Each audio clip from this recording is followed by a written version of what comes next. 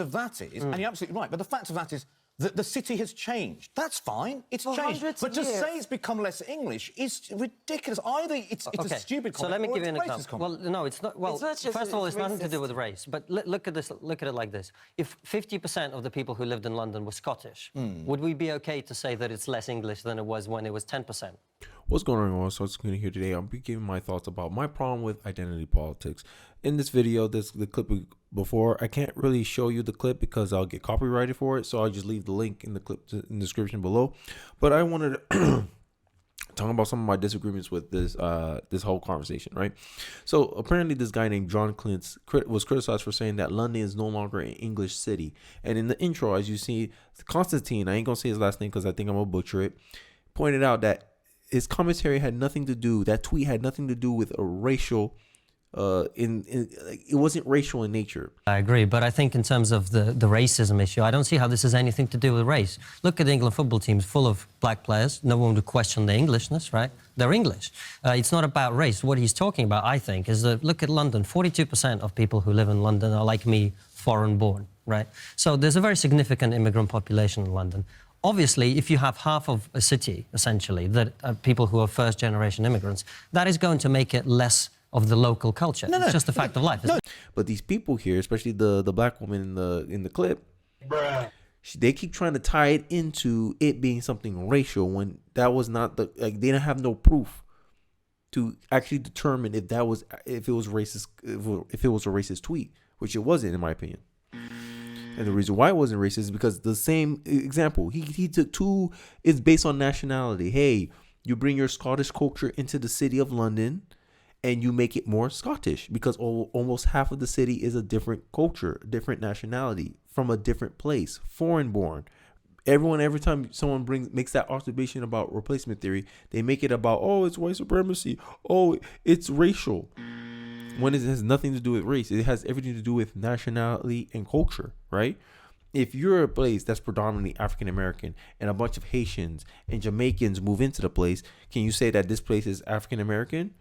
Nope. You won't. When we make it little Haiti or little Jamaica, the people, the African Americans, are gonna be like, damn, they gentrified this place, right? They made it their own. This is no longer the hood I used to know, right? They'll sing Kumbaya and all this stuff, but you guys say that's racist? No, you wouldn't. But to go, how dare you? Because someone makes an observation that, hey, this isn't a city that I recognize anymore. Hey, this city is no longer traditionally what's assumed to be English anymore. Y'all quick calling someone a racist. Bruh. Isn't that racist to insinuate someone else's intentions was racist when there's no proof of that tweet being racist, when they make no mention to race at all? I don't get how people can they have such a strong imagination that they infer motive to what the person is claiming to. For some reason, they think they can read minds or something. I don't know. Maybe I'm lost. It doesn't make sense. But where all this is coming from. And it's so sad now in our our Western culture is that we assume the worst of somebody, the worst intentions, instead of giving someone the benefit of the doubt. Hey, can you clarify what you meant by that?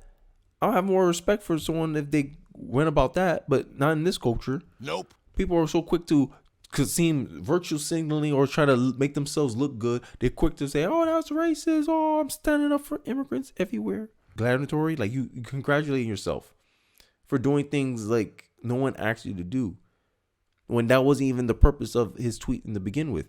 It's the same concept as if Texas, for instance, when you Californians start moving to Texas, Texas had the same perception as this guy. Hey, Texas ain't Texas anymore because all these Californians are coming in here and messing up the state. It's the same argument. And this is why my problem with identity politics is that people look for race, they look for gender, and they assume, oh, you're doing this because of that. Not because of any other reason. You're pointing this out because you don't like it. That's the only reason you're pointing it out. When he's just making an observation.